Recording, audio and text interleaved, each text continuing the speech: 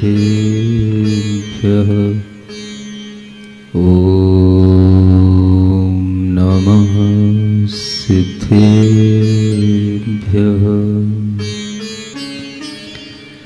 श्रीवर्धमान जिन देव पदारविंद युग्मस्थितांगुलिनखांशु समूह भासी प्रद्योततेऽखिल सुरेन्द्र किरीटिकोटिर् भक्त्या प्रणम्य जिन देव पदं स्तवीमि। वर्धमान जिन देव युगल पद लाल कमल से शोभित हैं, जिनके अंगुली की नख आभा से सबका मन मोहित है। देवों के मुकुटों की मणियां नख आभा में चमक रही, उन चरणों की भक्ति से मम मति तुति करने मचल रही।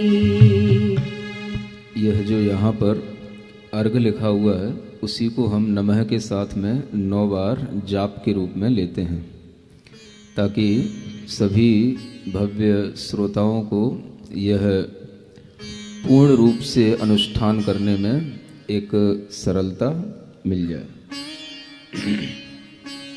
ओम ह्रीं सर्वातिशय समन्वित चरण कमलाय क्लीं महाबीजाक्षर सहिताय श्री वर्धमान महावीर जिनाय नमः। ओम ह्रीं सर्वातिशय समन्वित चरण कमलाय क्लीं महाबीजाक्षर सहिताय श्री वर्धमान महावीर जिनाय नमः। ओम ह्रीं सर्वातिशय समन्वित चरण कमलाय क्लीं महाबीजाक्षर सहिताय श्री वर्धमान महावीर जिनाय नमः। ओम ह्रीं सर्वातिशय समन्वित चरण कमलाय क्लीं महाबीजाक्षर सहिताय श्री वर्धमान महावीर जिनाय नमः। ओम ह्रीं सर्वातिशय समन्वित चरण कमलाय क्लीं महाबीजाक्षर सहिताय श्री वर्धमान महावीर जिनाय नमः।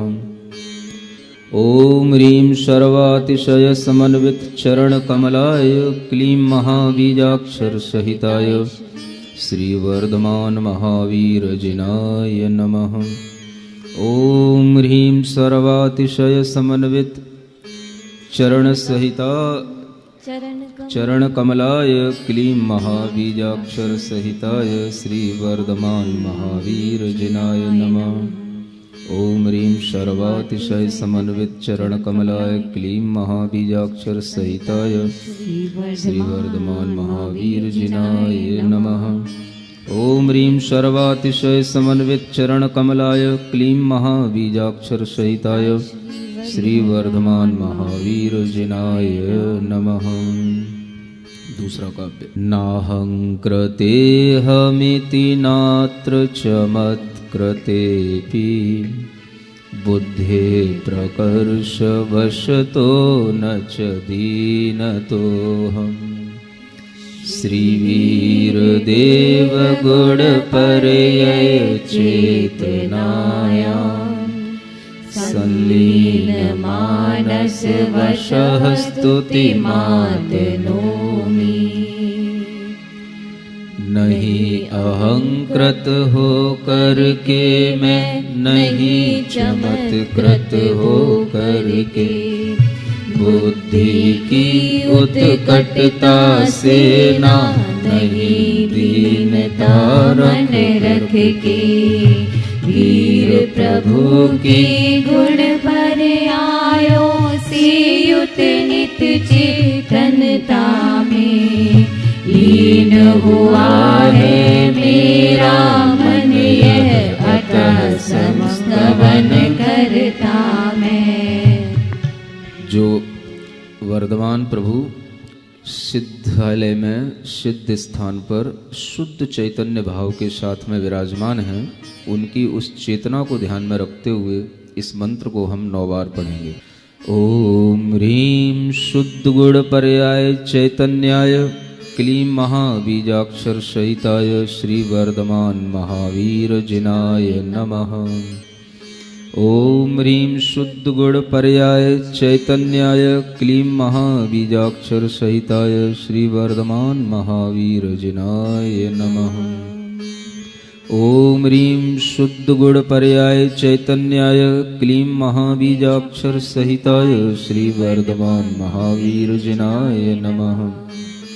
ओम ह्रीं शुद्ध गुण पर्याय चैतन्याय क्लीं महाबीजाक्षर सहिताय श्री वर्धमान महावीर जिनाय नमः।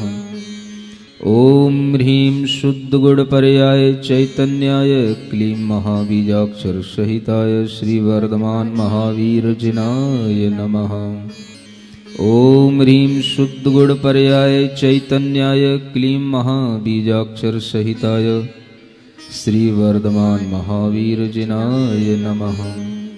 ओम ह्रीं शुद्ध गुण पर्याय चैतन्याय क्लीं महाबीजाक्षर सहिताय श्री वर्धमान महावीर जिनाय नमः।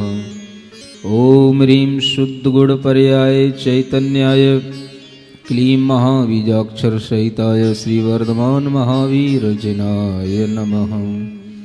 ओम ह्रीं शुद्ध गुण पर्याय चैतन्याय क्लीं महाबीजाक्षर सहिताय श्री वर्धमान महावीर जिनाय नमः।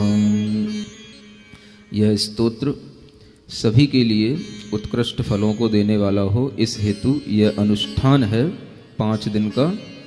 इसके माध्यम से आप पूरे वर्धमान स्तोत्र को स्वयं भी अच्छे भावों के साथ में ध्यान पूर्वक पढ़ कर के इसका लाभ ले पाएंगे, और हम भी इसी प्रकार का लाभ लेने के लिए यह अनुष्ठान कर रहे हैं।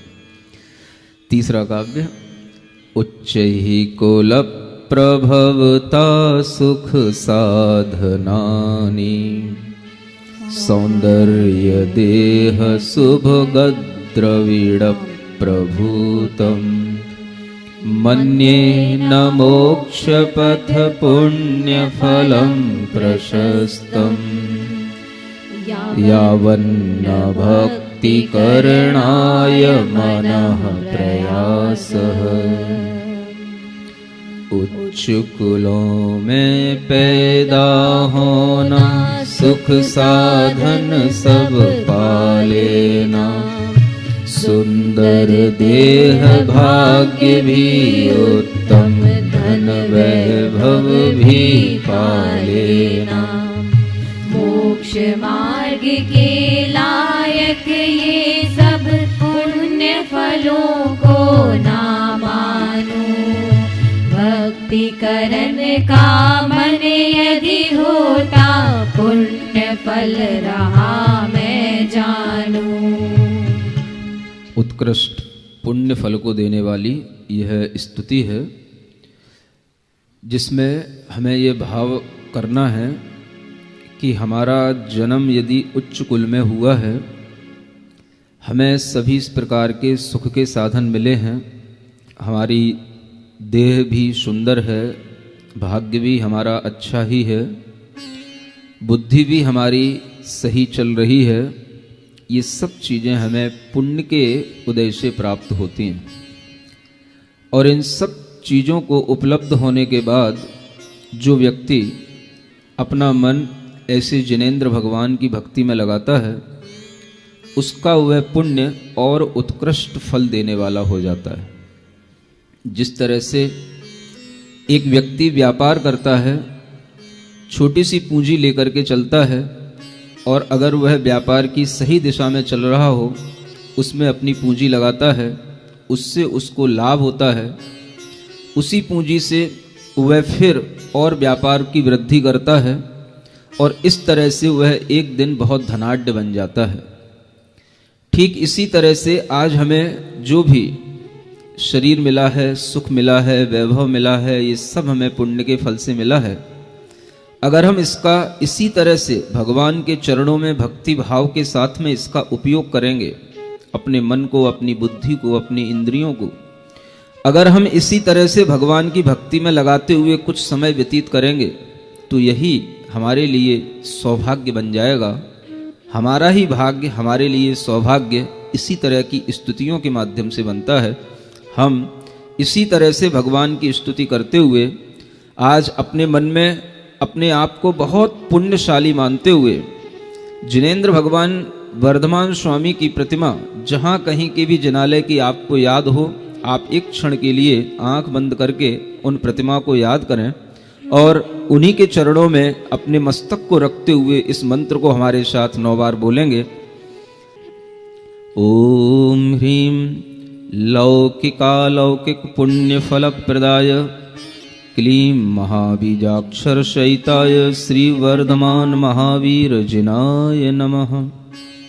ओम ह्रीं लौकिकालौकिक पुण्य फल प्रदाय क्लीं महाबीजाक्षर सहिताय श्री वर्धमान महावीर जिनाय नमः। ओम ह्रीं लौकिकालौकिक पुण्य फल प्रदाय क्लीं महाबीजाक्षर सहिताय श्री वर्धमान महावीर जिनाय नमः। ओम ह्रीं लौकिकालौकिक पुण्य फल प्रदाय क्लीं महाबीजाक्षर सहिताय श्री वर्धमान महावीर जिनाय नमः।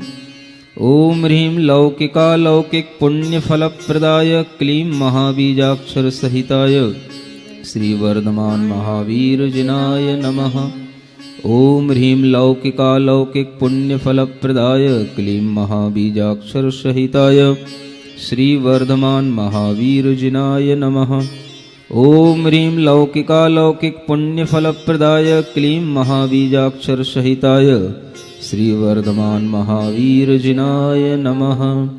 ओम ह्रीं लौकिकालौकिक पुण्य फल प्रदाय क्लीं महाबीजाक्षर सहिताय श्री वर्धमान महावीर जिनाय नमः।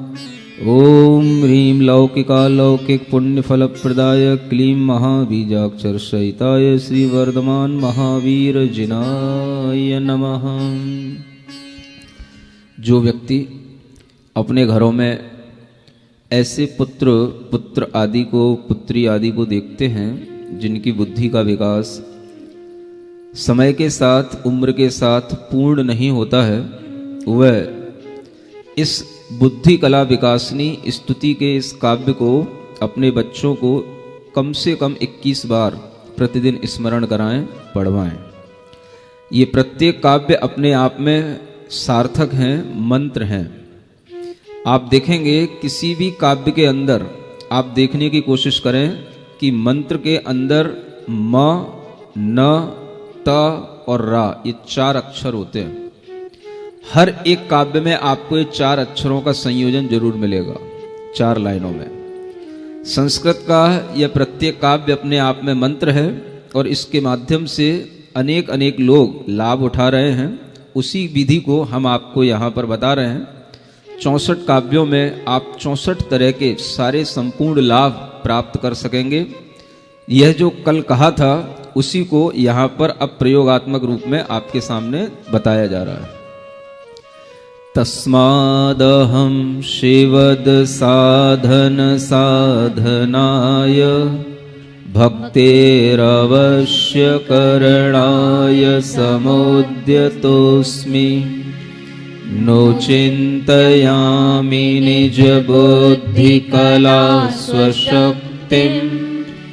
तुक्नेस्त्रपो भवति मातरिवा समक्षे।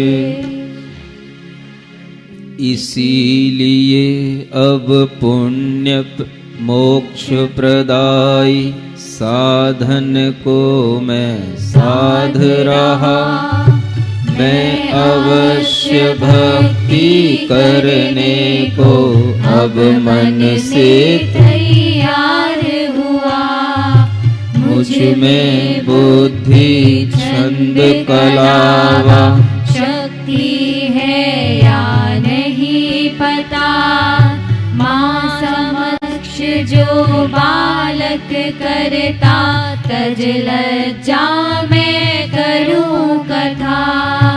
जब हम भगवान की भक्ति करते हैं तो उनके समक्ष पहुंचने पर हम अपने आप को बहुत छोटा, बहुत बौना पाते हैं, क्योंकि वर्धमान स्वामी अनंत ज्ञान, अनंत शक्ति से सहित हैं और हमारे पास में मतश्रुत ज्ञान की छोटी सी ज्ञान शक्ति है और थोड़ा सा ही वीर्यांतराय कर्म के क्षयोपशम से थोड़ा सा ही आत्मशक्ति प्राप्त किए हुए हैं। ऐसी स्थिति में हम भगवान की स्तुति कैसे करें, यह सोच करके भक्त का मन थोड़ा सा व्यथित भी होता है, लेकिन वह डिप्रेस नहीं होता है। भगवान की भक्ति में जब उसका मन उछलता है तो वह उसी तरह से उछलता है जैसे माँ के समक्ष बालक बोलना नहीं जानता फिर भी बोलने के लिए हमेशा प्रयत्नशील रहता है, और अगर वह नहीं भी बोल पाता है तो ऐसा नहीं समझता है कि ये हमारे लिए सोच रहे होंगे कि देखो ये बोल भी नहीं पाता।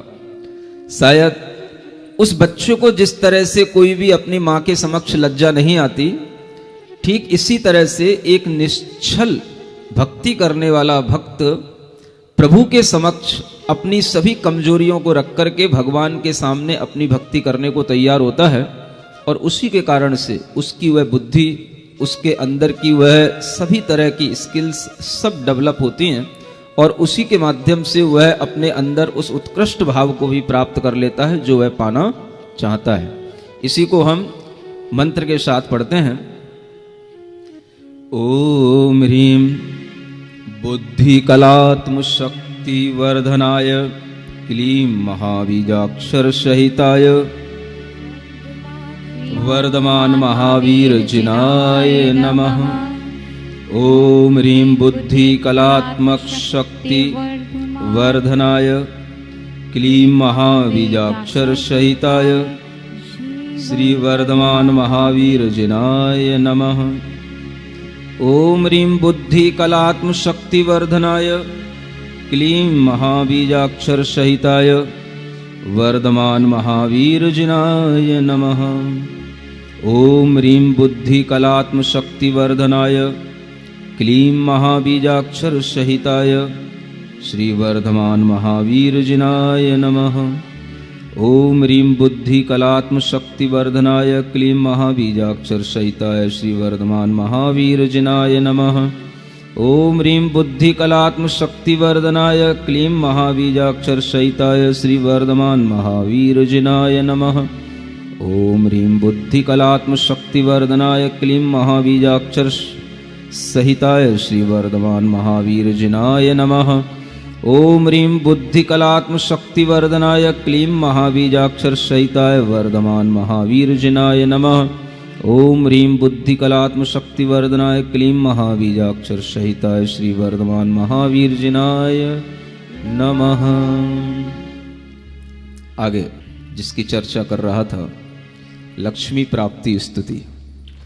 सभी को लक्ष्मी चाहिए, वह कौन सी लक्ष्मी कैसे प्राप्त हो, उसके लिए यह काव्य पढ़ने की चेष्टा करें। सामायिके श्रुत विचारण पाठ काले यह सन्मतिं स्मरति नित्यरतिं दधानः तस्यैव हस्तगत पुण्य समस्त लक्ष्मीं दृष्ट्वा न कोऽपि कुरुतेऽत्र बुधस्तथैव। सामायिक में नित चिंतन में शास्त्र पाठ के क्षण में भी जो सन्मति को याद कर रहा नित्य हृदय रति धर के ही। जो भी लक्ष्मी को प्राप्त किए हैं, लक्ष्मी का अर्थ होता है वैभव। वैभव अनेक तरह से होता है, शरीर का भी वैभव होता है, ज्ञान का भी वैभव होता है, आत्मिक गुणों का भी वैभव होता है और बाहरी पद प्रतिष्ठाओं का भी वैभव होता है। बड़े बड़े तीर्थंकर हुए हैं, शांतिनाथ, कुंथुनाथ जैसे जो चक्रवर्ती भी थे, वो बहुत बड़ा वैभव अपने साथ लिए हुए थे। लेकिन वो सारा वैभव बाहरी संपदाओं का था। कामदेव थे, वो उनके शरीर का वैभव था, और तीर्थंकर थे, ये उनका आत्मिक वैभव था, ये उनकी आत्मिक लक्ष्मी थी। यहां आप इस स्तुति के माध्यम से भी उन सब अभावों की पूर्ति कर सकते हैं जो आपके जीवन में हैं, क्योंकि जब हम उत्कृष्ट भाव के साथ होते हैं, उत्कृष्ट वैभव के प्राप्त किए हुए महापुरुषों के चरणों में जब हम होते हैं, तो हमें तुच्छ चीजें अपने आप मिल जाया करती हैं। हमारी दृष्टि होनी चाहिए कि हमें क्या प्राप्त करना है। यदि आपको केवल 10, 20, 50 लाख, 10, 20, 50 करोड़ का ही आसामी बनना है, तो वो आपकी बुद्धि है। अगर आपकी दृष्टि में ऐसे चक्रवर्ती तीर्थंकर हों कि जिन्होंने अपार संपदा को भी तृण के समान तुच्छ समझ करके छोड़ दिया, ऐसी भी अगर बुद्धि अपने अंदर आए, इस तरह की भी लक्ष्मी का भी हम त्याग कर पाएं, इस तरह का भी अगर हमारे अंदर विजन बने, तो हम ये भी भाव कर सकते हैं। ये सब हमारी बुद्धि के ऊपर होता है कि हम क्या चाहते हैं।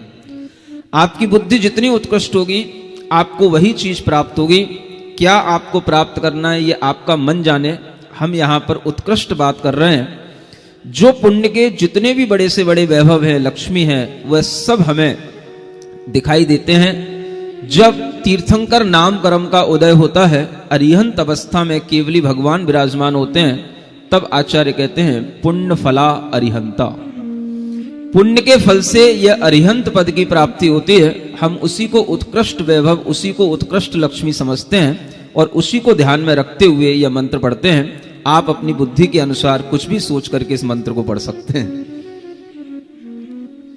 ओम ह्रीम हस्तगत लक्ष्मीकराय क्लीं महाबीजाक्षर सहिताय वर्धमान महावीर जिनाय नमः।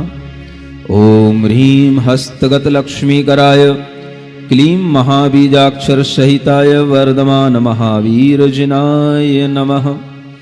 ओम ह्रीं हस्तगत लक्ष्मीकराय क्लीं महाबीजाक्षर सहिताय वर्धमान महावीर जिनाय नमः। ओम ह्रीं हस्तगत लक्ष्मीकराय क्लीं महाबीजाक्षर सहिताय वर्धमान महावीर जिनाय नमः।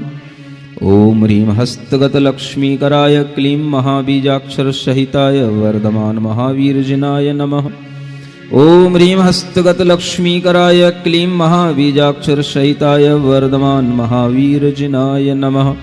ओम ह्रीं हस्तगत लक्ष्मीकराय क्लीं महाबीजाक्षर सहिताय वर्धमान महावीर जिनाय नमः। ओम ह्रीं हस्तगत लक्ष्मीकराय क्लीं महाबीजाक्षर सहिताय वर्धमान महावीर जिनाय नमः। ओम ह्रीं हस्तगत लक्ष्मीकराय क्लीं महाबीजाक्षर सहिताय वर्धमान महावीर जिनाय नमः। आगे इस स्तुति को लिखा हुआ है वंश वृद्धि कर स्तुति। ये जितने भी टाइटल हैं, इनको पढ़ करके आप एकांत रूप से ऐसा नहीं समझना कि ये सभी हमें लौकिक फलों को प्रदान करने वाली स्तुति है। एक तीर से दो निशाने हो रहे हैं। लौकिक फल भी प्राप्त किया जा रहा है, अलौकिक फल भी प्राप्त किया जा रहा है। वंश वृद्धि का मतलब ये नहीं है कि आप केवल अपने पुत्र आदि की उत्पत्ति करके उससे वंश की वृद्धि करें। ये प्रयोजन भी सधेगा, लेकिन इससे भी ऊंचा लक्ष्य यह है कि भगवान जिनेंद्र देव, भगवान वर्धमान महावीर स्वामी का, वीर भगवान का वंश बढ़ता रहे, वीर भगवान का वंश वृद्धिंगत होता रहे। भगवान महावीर स्वामी के इस तीर्थ की परंपरा निरंतर चलती रहे, और वो तभी चलेगी जब हम इस तरह से भगवान की स्तुति करते हुए उन वीर भगवान के वंश को बढ़ाने का भाव रखेंगे। और इस तरह का भाव रखेंगे, उत्कृष्ट भाव, तो आपके वो जो छोटे छोटे भाव हैं घर के, वो भी अपने आप पूरे हो जाएंगे। क्योंकि मैं हमेशा ये मानता हूं कि अगर हम बड़ी चीज के बारे में सोचते हैं तो छोटी चीज अपने आप हमें मिल जाती है ना। बड़ा तमंचा का अगर बड़ी बंदूक का अगर आप लाइसेंस चाहते हो, तो छोटी छोटे तमंचे तो अपने आप मिल जाएंगे। इसी तरह से यह भगवान की स्तुति अगर हम उत्कृष्ट भावों के साथ देख करके करेंगे तो आपके मन में जो कोई भी भ्रम है कि ये स्तुतियां केवल लौकिक फल देने वाली हैं, ऐसा नहीं है। ये दोनों तरह के भाव इसके अंदर आते हैं, क्योंकि हमेशा आचार्य कुंदकुंद देव ने भी कहा है कि कोई भी जीव है वह भगवान की भक्ति के फल से पहले लौकिक फलों को प्राप्त करता है और फिर बाद में अलौकिक फलों की भी वो प्राप्ति कर लेता है। ये हमेशा से सिद्धांत रहा है और उसी सिद्धांत के साथ में ये भक्ति भी की जा रही है। 6वें नंबर का काव्य है। सूते चयो जिन कुले सही वीर वंशो वीरं विहाय मनुतेन्य कुलाधिदेवम् आलोकमाप्य जगति हरवेः प्रचण्डम् जात्यन्धवत् भ्रमति वा किल कौशिकः सः। जो उत्पन्न हुआ जिन कुल में वीर वंश का वह है पूत। वीर प्रभु को छोड़ अन्य को मान रहा क्यों तू रे भूत। सूरज का फैला नहीं दिखता धरती पर चहुओर प्रकाश। जन्म समय से अंध बने वे या फिर उल्लू सा भास। इस भाव को समझते हुए हर जैन व्यक्ति को ये भावना करनी चाहिए कि ये वीर वंश में हमारी उत्पत्ति हुई है, अन्य जीवों की उत्पत्ति भी इसी वीर वंश में हो और यह वीर भगवान का वंश निरंतर बढ़ता रहे। इसी तरह के भाव से हर बेटे को यह स्तोत्र पढ़ना है, ताकि वह अपने इस कुल से, इस वंश से कहीं भी भटक करके अन्य कुछ भी मानने की आराधना में न जाए और वह इस वीर वंश की वृद्धि में अपना मन हमेशा लगाए रखे। यह उसके अंदर के श्रद्धा भाव को और बढ़ाने वाला भाव है। ओम ह्रीं वीर वंशोत्पत्ति कराय क्लीं महाबीजाक्षर सहिताय वर्धमान महावीर जिनाय नमः। ओम ह्रीं वीर वंशोत्पत्ति कराय क्लीं महाबीजाक्षर सहिताय वर्धमान महावीर जिनाय नमः। सभी लोग नमः अवश्य बोलें और मंत्र को पूरे ध्यान के साथ में पढ़ें। आपकी वर्गणाएं इस विश्व में फैल करके सभी प्रकार की जो हम यहाँ पर इच्छाएं कर रहे हैं वो सब हमारी इच्छाएं पूर्ण होती हैं और इन वर्गणाओं का प्रभाव दूर दूर तक होता है।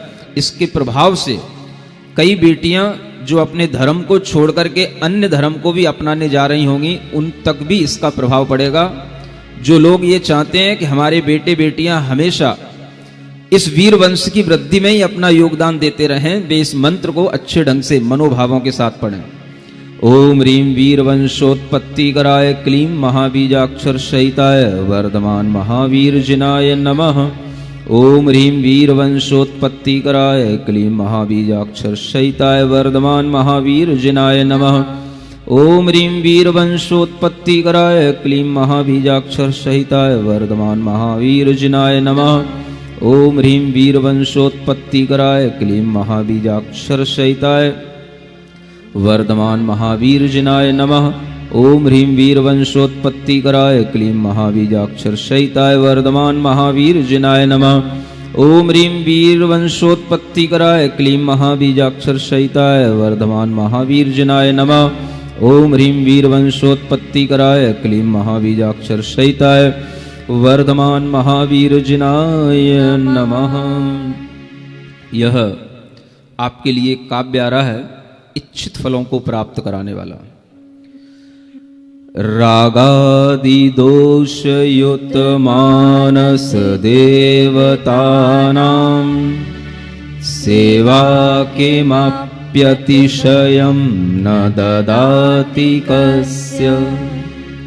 सेवां करोतु जिन कल्पतरोः सदैव सेवा किमल्पफलदाप्यफलापि तस्य। राग द्वेष से सहित रहे जो ऐसे देवों की सेवा, क्या अतिशय फल दे सकती है सेवा शिव सुख की मेवा। श्री जिनवर है कल्प वृक्ष सम, कल्प वृक्ष की सेवा भी क्या अल्प फलाया निष्फल हो। श्री जिनेंद्र भगवान हमारे सामने कल्प वृक्ष की तरह हैं। कल्प वृक्ष ऐसे वृक्ष होते हैं जो भोग भूमि में, स्वर्ग आदि में रहते हैं, और उन वृक्षों के समक्ष जाकर के व्यक्ति जो भी अपने अंदर भाव करता है, फल की इच्छा करता है, किसी भी तरह की चाह करता है, उसकी वह चाह अवश्य पूर्ण होती है। जिनेंद्र भगवान का वंदन करना, उनकी स्तुति करना कल्प वृक्ष की तरह है, और अन्य देवी देवताओं की स्तुति करना एक सामान्य वृक्ष की तरह है। आपका मन जहां लगे वहां लगाए, कोई हमें फर्क नहीं पड़ता, लेकिन हम हमेशा उत्कृष्ट फल को अगर पाना चाहते हैं तो हम हमेशा उत्कृष्ट व्यक्तित्व के चरणों में रहें। जो कल्प वृक्ष के समान फल देने वाले हैं, उनके समक्ष हम किसी भी प्रकार का मनोभाव रखेंगे, वह हमारे लिए अवश्य फलित होगा। कल्प वृक्ष के सामने न थोड़ा फल मिलता है और न फल से रहित कभी व्यक्ति होता है, वह फल उसको जितना मिलना चाहिए उतना उसे पूर्ण फल अवश्य मिलता है।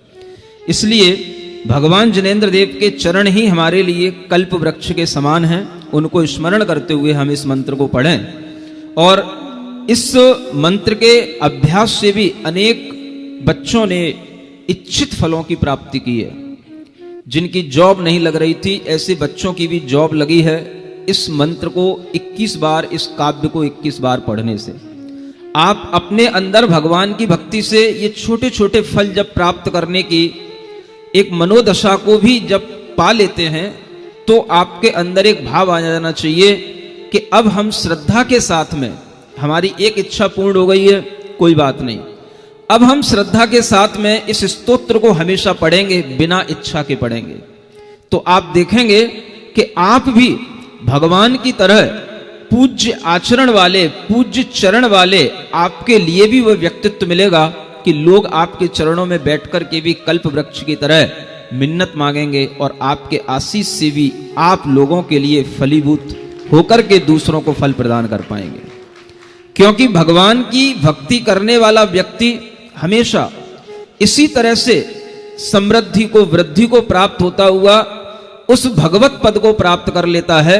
इसलिए आपकी इच्छा जो भी हो, आप अपने मन की इच्छा को अगर एक बार पूर्ण भी कर लेते हैं तो आपकी श्रद्धा बढ़ जानी चाहिए, और वह श्रद्धा अगर एक बार इस तरह से बढ़ जाएगी तो ये स्तोत्रों को बनाने का जो प्रयोजन है वो अपने आप में पूर्ण हो जाएगा।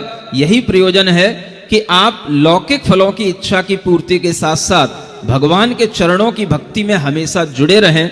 इसलिए आपके लिए यह फल किसी लौकिक इच्छा की प्राप्ति के लिए ही नहीं है, ये आपकी श्रद्धा को बढ़ाने के लिए और हमेशा हमेशा के लिए आपको भगवान के चरणों से जोड़ने के लिए हैं। ये ध्यान रखते हुए इन काव्यों का स्मरण किया करें।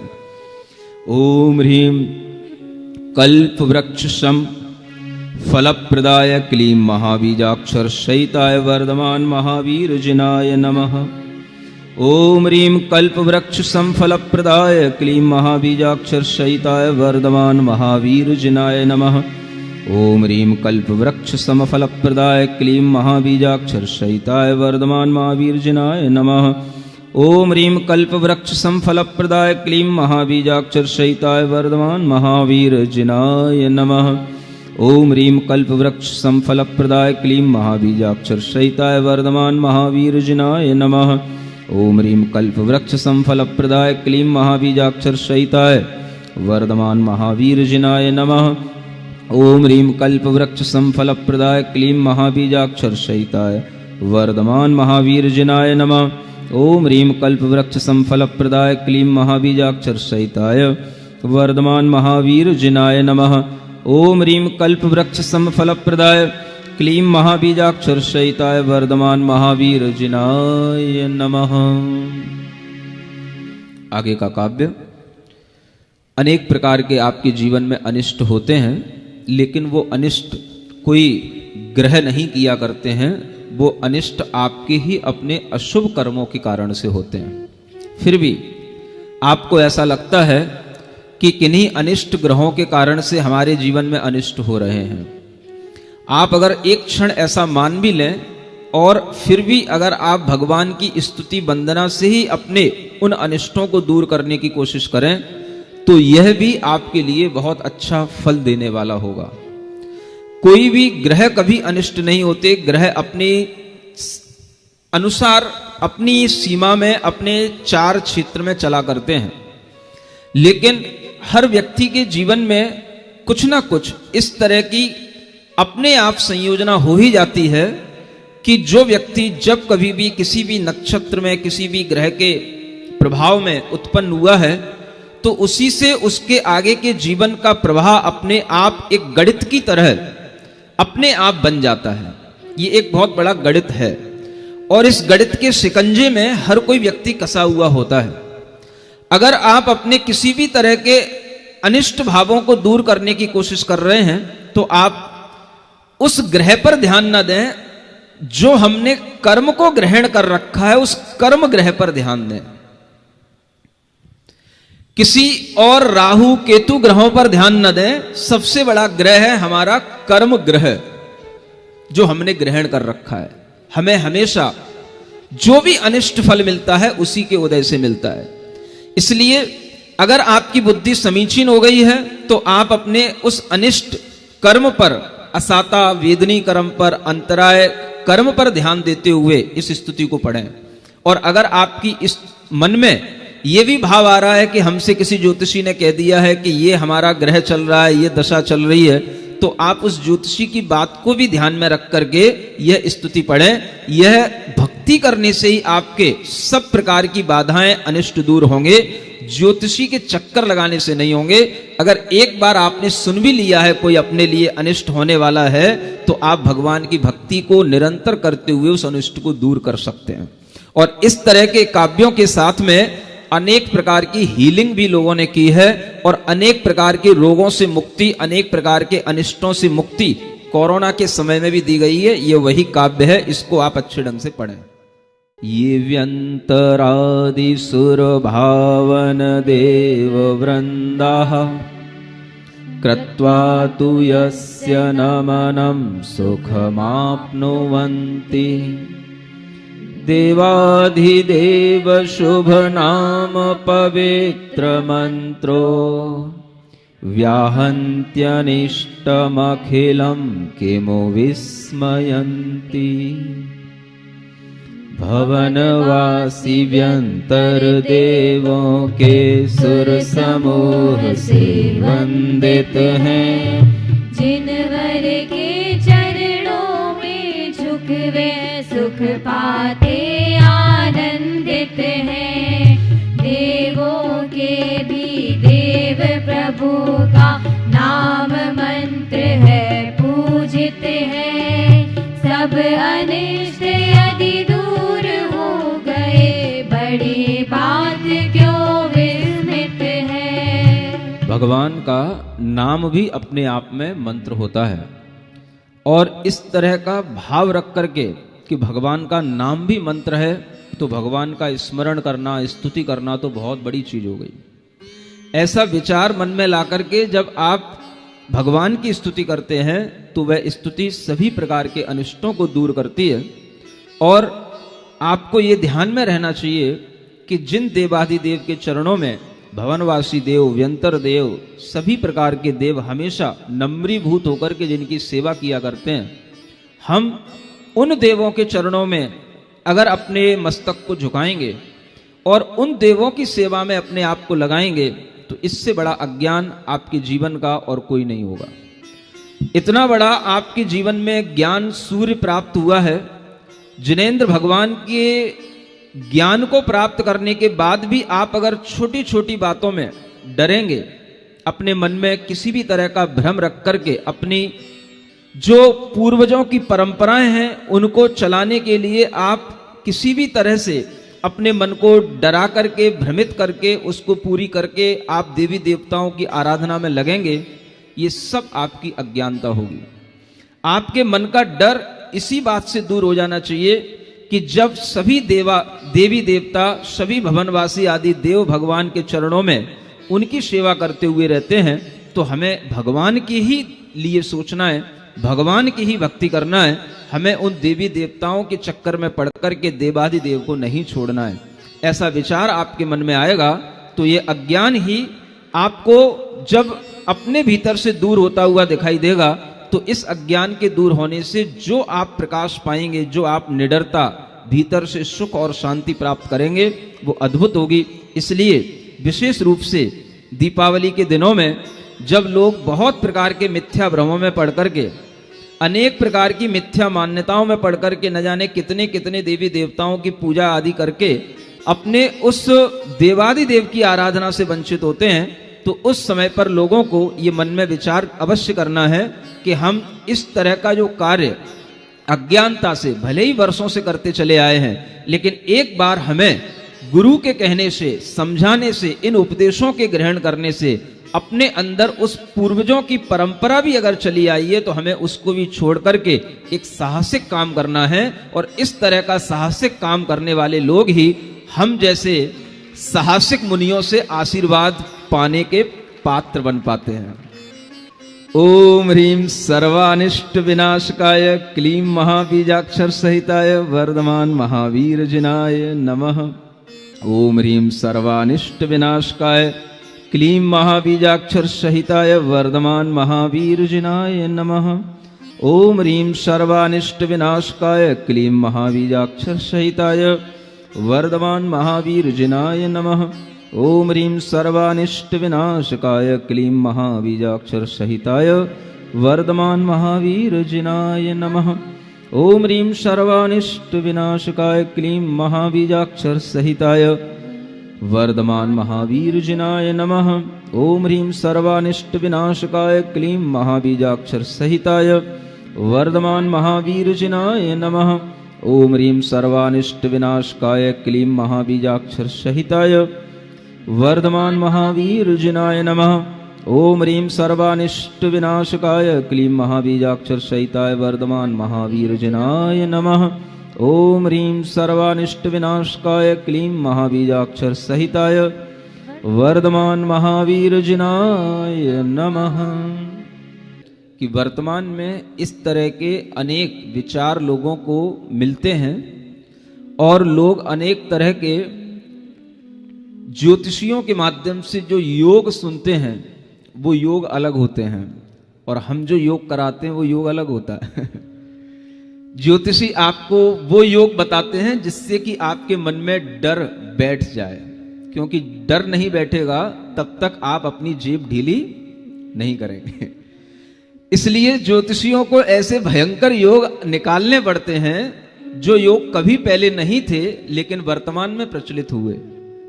पहले एक काल योग चला करता था, कभी सर्प योग भी चला करता था, लेकिन जब उन्होंने देखा कि अलग अलग इनसे काम नहीं बनता है, तो उन्होंने उन दोनों को कंबाइन करके एक नया पैकेज बनाया जिसका नाम काल सर्प योग रखा गया।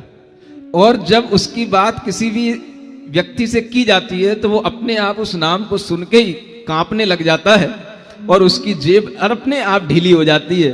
वो कहता है बस आप बताओ क्या करना है, कितना देना है। बेचारा पहले से ही परेशान होता है, आर्थिक तंगी में होता है, और फिर भी इन ज्योतिषियों को उस पर दया नहीं आती और ये उसको खूब चूस लेते हैं। इस भावना को ध्यान में रखते हुए यहां पर ये नाम दिया गया है कि ये स्तुति काल सर्प आदि के भय को दूर करने वाली है। किसी भी तरह के भय आपके अंदर हो सकते हैं। ग्रहों के भय हैं तो वह पिछली स्तुति थी 8वें नंबर की। अगर इस तरह के योगों के भय आपको कोई बताए तो आप अगर एक बार विश्वास करके बिल्कुल निडर होकर के हमारी तरफ देख करके भी अगर आपके मन में थोड़ा सा निर्भीकता आ जाए तो आप उस ज्योतिषी से कहना, आपने मुझसे कहा कि मुझे काल सर्प योग का दशा चल रही है, आपको ऐसा ज्ञान देने के लिए धन्यवाद, लेकिन इस योग का निवारण करने की कला मेरे पास है, वो मैं कर लूंगा और मैं इस वर्धमान स्तोत्र के माध्यम से ऐसे सब योगों की दशाओं को दूर करने में समर्थ हूं। ऐसा अगर आपके मन में भाव आएगा तो यह स्तोत्र हम समझते हैं सफल होगा और हमारा कहना भी प्रयोजनीय सिद्ध होगा। इसी को पढ़ते हैं आगे। आस्तांशु दुस्समकला कलिकाल कालस् त्वन्नाम दर्शमननं प्रतिमाप्यलं स्यात् हस्तंगते गरुड़ मंत्र विधान कालादि सर्पकृत योग भयेन किं स्यात्। भले बना हो कली काल का प्रभाव सब पर दुखदाई, दर्शन मनन सुनाम आपका बिंब मात्र भी सुखदाई। सिद्ध किया ही गरुड़ मंत्र ही जिसके हाथ पहुँच जाए, काल सर्प के योग भयों से फिर किसका मन डर पाए। यह कलिकाल के प्रभाव से ऐसी बातें सुनने में आती हैं। उसी कलिकाल को ध्यान में रखते हुए यह स्तोत्र में कहा गया है कि भले ही ये कलिकाल का प्रभाव हमारे सामने दिखाई दे रहा हो, लेकिन इस प्रभाव को दूर करने के लिए हमारे पास आज भी भगवान जिनेंद्र देव की प्रतिमाएं ही इस कलिकाल के प्रभाव को दूर करने में समर्थ हैं। उनका दर्शन, उनका मनन ही इस प्रभाव को दूर करने में समर्थ है।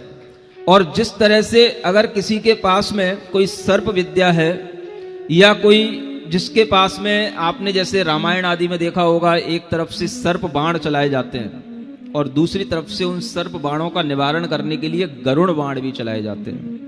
एक गरुड़ विद्या भी होती है। जो व्यक्ति इस तरह का श्रद्धान रखता है वो ये समझ के चले कि हमारे पास में भगवान जिनेंद्र देव की प्रतिमाएं हैं, उनके प्रति जो हमारे अंदर श्रद्धा का भाव है वो हमारे अंदर की गरुड़ विद्या है। और ऐसी गरुड़ विद्या अगर हमारे पास है तो हम ऐसे सब काल आदि सर्प योगों से भय से कभी भी हम डरेंगे नहीं। और इस तरह का भाव ही इस स्तोत्र में दिया है। कुछ अन्यथा न समझें, कुछ पढ़े लिखे लोग, विद्वान लोग भी अन्यथा समझ जाते हैं कि महाराज ने ये काल आदि सर्प योगों का क्यों इसमें वर्णन किया। ये वर्णन नहीं किया है, ये डर निकालने के लिए ये लिखा गया है। काल सर्प का वर्णन नहीं है, ये काल सर्प आदि का जो भय है आदि में सब आ जाता है। आपको इस तरह के किसी भी प्रकार के भय अगर सताते हैं तो उन भयों को दूर करने के लिए आप भगवान के चरणों की शरण लेकर के इस मंत्र को पढ़ें। ओम ह्रीं सर्वानिष्ट योग भय निवारकाय क्लीं महाबीजाक्षर शयिताय वर्धमान महावीर जिनाय नमः। ओम ह्रीं सर्वानिष्ट योग भय निवारकाय क्लीं महाबीजाक्षर शयिताय वर्धमान महावीर जिनाय नमः। ओम ह्रीं सर्वानिष्ट योग भय निवारकाय क्लीं महाबीजाक्षर शयिताय वर्धमान महावीर जिनाय नमः। ओम ह्रीं सर्वानिष्ट योग भय निवारकाय क्लीं महाबीजाक्षर शयिताय वर्धमान महावीर जिनाय नमः। ओम ह्रीं सर्वानिष्ट योग भय निवारकाय क्लीं महाबीजाक्षर शयिताय वर्धमान महावीर जिनाय नमः। ओम ह्रीं सर्वानिष्ट योग भय निवारकाय क्लीं महाबीजाक्षर शयिताय वर्धमान महावीर जिनाय नमः। ओम ह्रीं सर्वानिष्ट योग भय निवारकाय क्लीं महाबीजाक्षर शयिताय वर्धमान महावीर जिनाय नमः। ओम ह्रीं सर्वानिष्ट योग भय निवारकाय क्लीं महाबीजाक्षर शयिताय वर्धमान महावीर जिनाय नमः।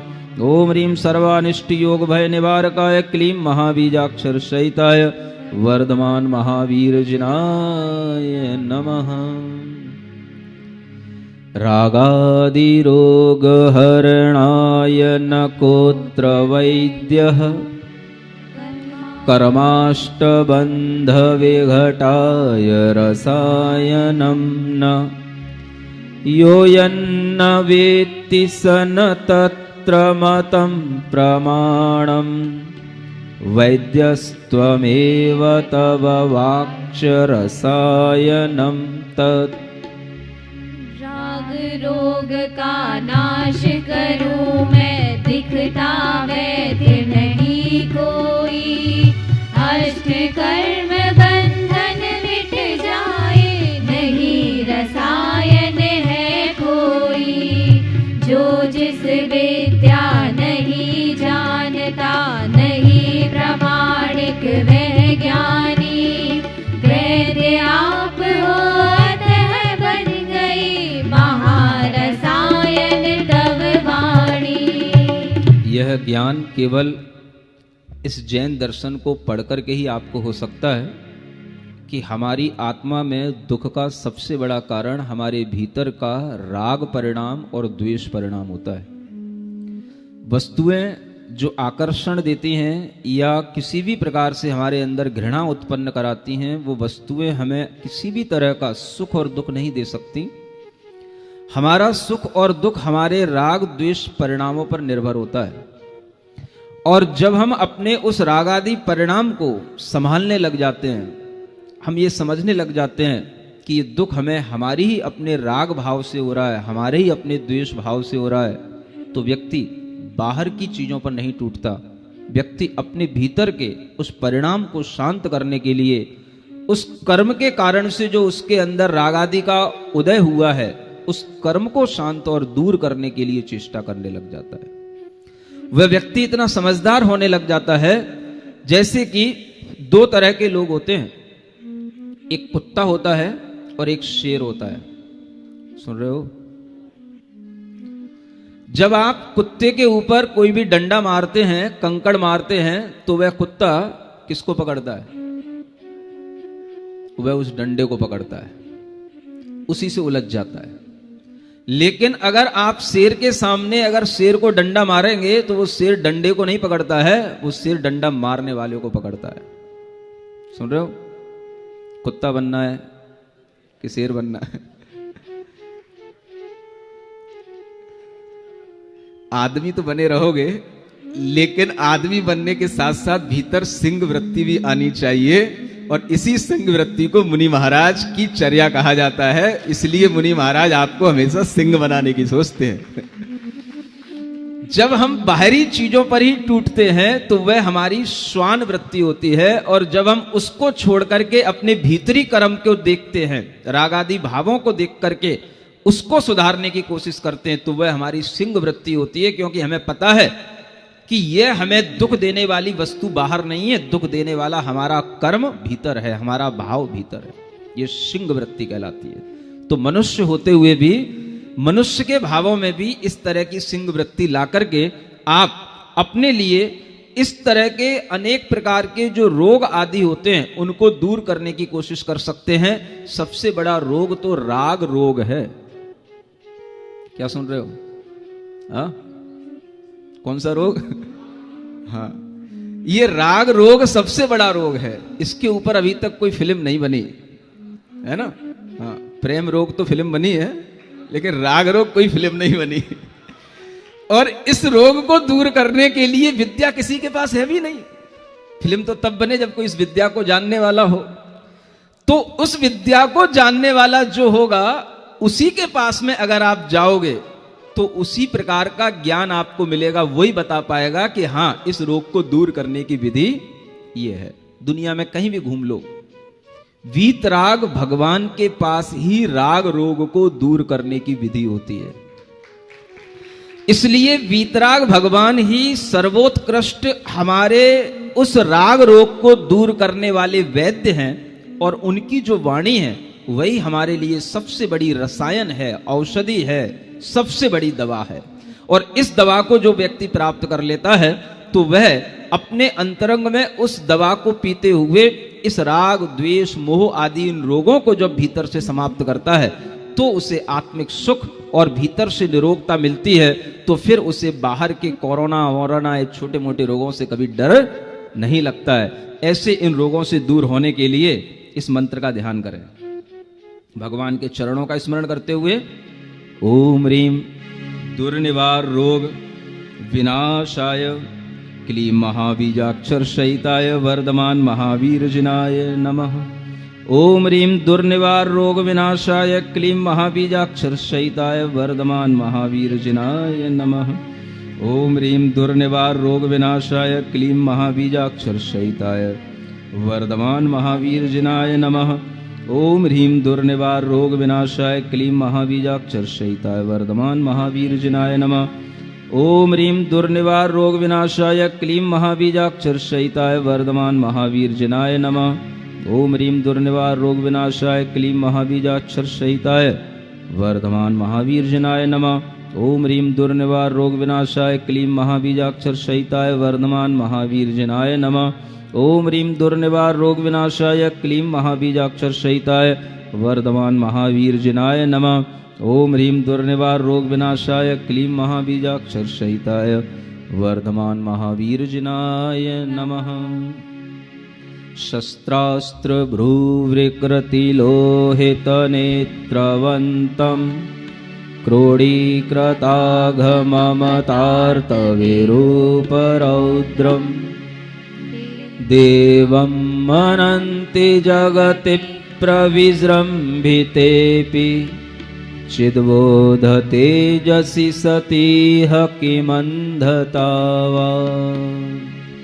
शस्त्र अस्त्र से सहित हुए जो भ्रुकुटी चढ़ रही लाल नयन, ममता पाप दुख ले बैठे देह विरूप क्रूर है मन। लोग इन्हें भी प्रभु मानते जिस जग में प्रभु आप रहे। चेतन ज्ञान प्रकाश दिखे ना और अंधता किसे कहे। भगवान जिनेंद्र देव के विषय में जितना कुछ कहा गया है वह सब आप लोगों को ज्ञात है, और जो मिथ्या आग्रह आपके अंदर पड़े हुए हैं वो भी आप लोगों को ज्ञात है। यही यहां पर एक आश्चर्य व्यक्त किया गया है कि देखो, भगवान का वह चैतन्य प्रकाश, चैतन्य बोध का अपार तेज सामने होते हुए भी हम ऐसे क्रूर देवों को भी देव मानते हैं, जिनकी भ्रुकुटियां चढ़ रही हैं, लाल लाल आंखें दिख रही हैं, जिह्वा निकल रही है, क्रूरता के साथ में जो अपने पैरों के नीचे किसी राक्षस को दबाए हुए है। ऐसी अनेक प्रकार की चीजों को देखते हुए भी हमारे अंदर का वह मिथ्या आग्रह दूर नहीं होता, अगर हम हमेशा शांत देव को, जो सौम्य और शांत मुद्रा को धारण किए हुए हैं, वीतराग भाव के साथ में बैठे हुए हैं, ऐसे अगर देव को देव मानने की कोशिश करेंगे तो हम भीतर से भी कुछ आंख वाले होंगे। अन्यथा हमारे चर्म चक्षु तो मिले लेकिन हमारे ज्ञान चक्षु बिल्कुल मुंदे हुए हैं, ऐसा ही समझ में आता है। और इसी के कारण से हम अपने मिथ्या आग्रह को नहीं दूर कर पाते हैं। उस मिथ्या आग्रह को दूर करने के लिए यह मंत्र पढ़ना है। ओम ह्रीं मिथ्याग्रह अपहरणाय क्लीं महाबीजाक्षर सहिताय वर्धमान महावीरजिनाय नमः। ओम ह्रीं मिथ्याग्रह अपहरणाय क्लीं महाबीजाक्षर सहिताय वर्धमान महावीरजिनाय। ओम ह्रीं मिथ्याग्रह अपहरणाय क्लीं महाबीजाक्षर सहिताय वर्धमान महावीरजिनाय। ओम ह्रीं मिथ्याग्रह अपहरणाय क्लीं महाबीजाक्षर सहिताय वर्धमान महावीरजिनाय। ओम ह्रीं मिथ्याग्रह अपहरणाय क्लीं महाबीजाक्षर सहिताय वर्धमान महावीरजिनाय। ओम ह्रीं मिथ्याग्रह अपहरणाय क्लीं महाबीजाक्षर सहिताय वर्धमान महावीरजिनाय। ओम ह्रीं मिथ्याग्रह अपहरणाय क्लीं महाबीजाक्षर सहिताय वर्धमान महावीरजिनाय। ओम ह्रीं मिथ्याग्रह अपहरणाय क्लीं महाबीजाक्षर सहिताय वर्धमान महावीरजिनाय। ओम ह्रीं मिथ्याग्रह अपहरणाय क्लीं महाबीजाक्षर सहिताय वर्धमान महावीरजिनाय। पुण्योदयेन तव तीर्थकराख्य कर्म माहात्म्यतः कलिलघाति विधि प्रणाशात् तीर्थोदयो भवधियात्महिताय वीर पुण्यद्विषैर्नो महिमा कथमभ्युपेतः। तीर्थंकर शुभ नाम कर्म के पुण्य उदय की महिमा से चार घाटिया पाप नाश से तीर्थ उदय की गरिमा से पुण्य उदय से उदित तीर्थ ही धीर आत्महित का कारण बने पुण्य के ऋषि उनको हो तब महिमा क्यों धारण। बहुत अच्छा भाव इस काव्य में है कि भगवान का जो तीर्थ है वो पुण्य तीर्थ कहलाता है और यह पुण्य के उदय से ही प्राप्त होता है। सबसे बड़ी पुण्य प्रकृति तीर्थंकर कर्म प्रकृति कहलाती है। 13वें गुण स्थान में संयोग केवली बनने पर जब इस पुण्य कर्म का उदय होता है तभी वह समौसरण लगता है, तभी दिव्य ध्वनि होती है और तभी तीर्थ का उदय प्रारंभ होता है। जिन लोगों को पुण्य से द्वेष है यह इस कलिकाल का प्रभाव है। किसी लोगों को पुण्य से भी बहुत द्वेष होता है, पुण्य को भी वो पाप की तरह समझते हैं। समझना अलग बात है, अभी समय नहीं है समझाने का, लेकिन यहां पर आपको इतना ही समझना है कि हम पुण्य को एकांत रूप से द्वेष का भाव रख करके अपने मन में ज्ञान को न बढ़ाएं। पुण्य हमारे लिए पवित्र करने वाला है। हमें पुण्य से द्वेष नहीं रखना, पुण्य के फल से जो मिलता है उसकी इच्छा नहीं रखना, यह हमारे अंदर का भाव होना चाहिए। पुण्य के फल से जो मिल जाए उसको भी छोड़ने का भाव बड़े विवेकी जनों का होता है, सम्यक दृष्टि जीवों का होता है। वो भाव आपके अंदर होना चाहिए, पुण्य से द्वेष नहीं रखना चाहिए। अगर पुण्य से द्वेष रखोगे तो ये पुण्य तीर्थ से ही आपको द्वेष हो जाएगा। भगवान के उस समौसरण से, उस तीर्थ परंपरा से ही आपको द्वेष हो जाएगा, जिस तीर्थ का उदय ही पुण्य के कारण से होता है। पुण्य के फल से ही, तीर्थंकर नाम कर्म के उदय से ही वह तीर्थंकर बनते हैं। ऐसे जीवों के अंदर भी सम्यक ज्ञान आ जाए और वह पुण्य से द्वेष न रखें, इसलिए यह स्तोत्र की, इस काव्य की रचना हुई है। और यहां पर उसी पुण्य के फल को देखते हुए उन भगवान को हमें देखना है जो समौसरण में बैठे पुण्य के फल के साथ में, लेकिन पुण्य के फल की इच्छा नहीं कर रहे हैं, लेकिन पुण्य का फल उनके लिए उदय को प्राप्त हुआ है। तो हमेशा ये ध्यान में रखें कि पुण्य का फल जब उदय के रूप में हमें दिखाई दे तो ऐसे उन तीर्थंकरों के समौसरण को भी हम अगर साथ में देखते हैं, अष्ट प्रातिहार्य आदि को देखते हैं, तो वो भी हमारे पुण्य के फल पर दृष्टि है। और इस तरह की दृष्टि से ही वह तीर्थंकर सामान्य केवलियों से एक विशिष्ट तीर्थंकर केवली के रूप में सामने आ पाते हैं। इसलिए जो पुण्य के साथ में हमेशा ऐसा भाव बना करके रखते हैं कि पुण्य और पाप एक है, उनकी दृष्टि में कभी भी सामान्य तीर्थंकर, सामान्य केवली और तीर्थंकर केवली एक समान ही होंगे, उनकी दृष्टि में विशिष्ट नहीं होंगे। ये उनके लिए बहुत बड़ा अज्ञान होगा। इसलिए तीर्थंकर को अगर हमें उनके वैभव और समौसरण के साथ में देखना है तो हम उस पुण्य के उदय को भी देखें, लेकिन उस पुण्य के फल की, उस पुण्य के उदय की अपने लिए इच्छा ना करते हुए ध्यान दें भगवान के चरणों पर, तो हमें सम्यक ज्ञान के साथ में यह स्तुति करने का लाभ मिलेगा। ओम ह्रीं पुण्य तीर्थोदयाय क्लीं महाबीजाक्षर सहिताय वर्धमान महावीर जिनाय। ओम ह्रीं पुण्य तीर्थोदयाय क्लीं महाबीजाक्षर सहिताय वर्धमान महावीर जिनाय। ओम ह्रीं पुण्य तीर्थोदयाय क्लीं महाबीजाक्षर सहिताय वर्धमान महावीर जिनाय। ओम ह्रीं पुण्य तीर्थोदयाय क्लीं महाबीजाक्षर सहिताय वर्धमान महावीर जिनाय। ओम ह्रीं पुण्य तीर्थोदयाय क्लीं महाबीजाक्षर सहिताय वर्धमान महावीर जिनाय। ओम ह्रीं पुण्य तीर्थोदयाय क्लीं महाबीजाक्षर सहिताय वर्धमान महावीर जिनाय। ओम ह्रीं पुण्य तीर्थोदयाय क्लीं महाबीजाक्षर सहिताय वर्धमान महावीर जिनाय। ओम ह्रीं पुण्य तीर्थोदयाय क्लीं महाबीजाक्षर सहिताय वर्धमान महावीर जिनाय।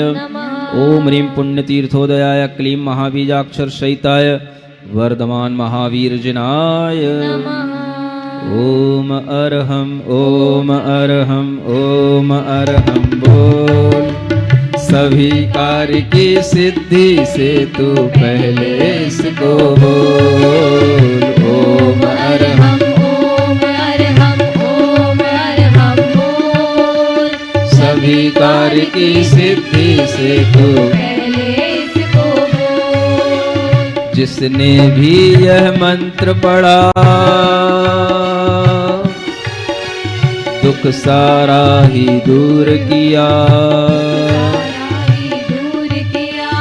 जिसने भी इसको ध्याया जिसने भी इसको ध्याया सुख का पारावार लिया। सुख का पारावार लिया। इसकी महिमा इसकी शक्ति नहीं सका कोई तौल।